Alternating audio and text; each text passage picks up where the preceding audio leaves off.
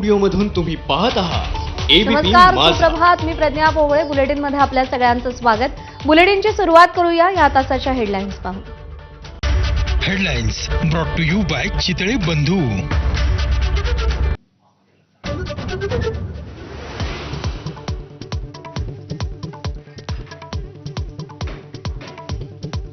संजय सावकारेंऐवजी आता पंकज भोयर भंडाऱ्याचे नवे पालकमंत्री.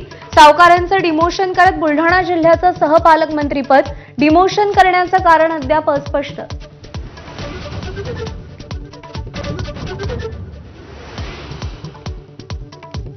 राज्य मंत्रिमंडळाची आज बैठक. सलग 2 बैठकांना अनुपस्थित राहिलेले एकनाथ शिंदे उपस्थित राहणार का याची उत्सुकता. बैठकीत महत्त्वाचे निर्णय होण्याची शक्यता.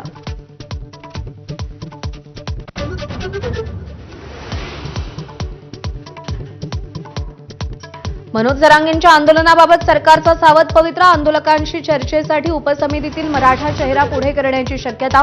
मंत्रिमंडळ बैठकीत निर्णय होण्याचा अंदाज.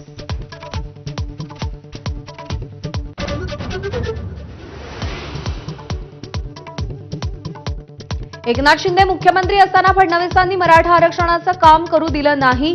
मनोज जरांगेंचा खळबळजनक दावा.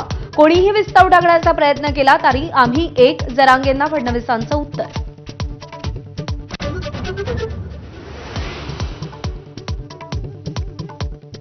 बीडच्या गेवराईतील हाके आणि पंडित राड्या प्रकरणी लक्ष्मण हाकेंसह 14 जणांवर गुन्हा. पंडित समर्थकांचाही गुन्हा नोंद झालेल्यांमध्ये समावेश.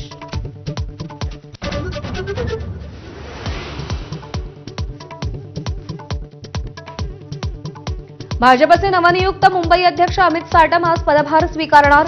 वसंत स्मृतीतील कार्यालयात मावळते अध्यक्ष आशिष शेलारांसह लोढा दरेकर उपस्थित राहणार.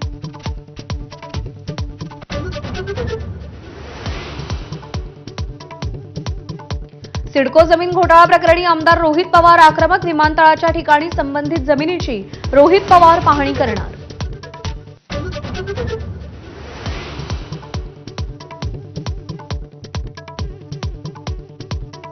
सोन्याच्या दरात पुन्हा 1200 रुपयांची वाढ. 10 ग्रॅमसाठी जीएसटीसह मोजावे लागतायत 1,03,300 रुपये.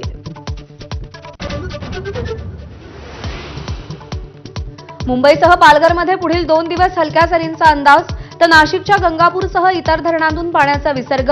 गोदावरी नदीच्या पाणी पातळीतही वाढ.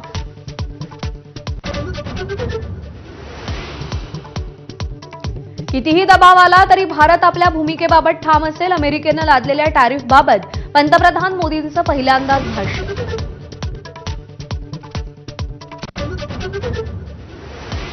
विघ्नहर्त्याचं आगमन अवघ्या काही तासांवर. राज्यभरात बाजारपेठांमध्ये लगबग तर मुंबईमध्ये अनेक बाप्पांची पहिली झलक.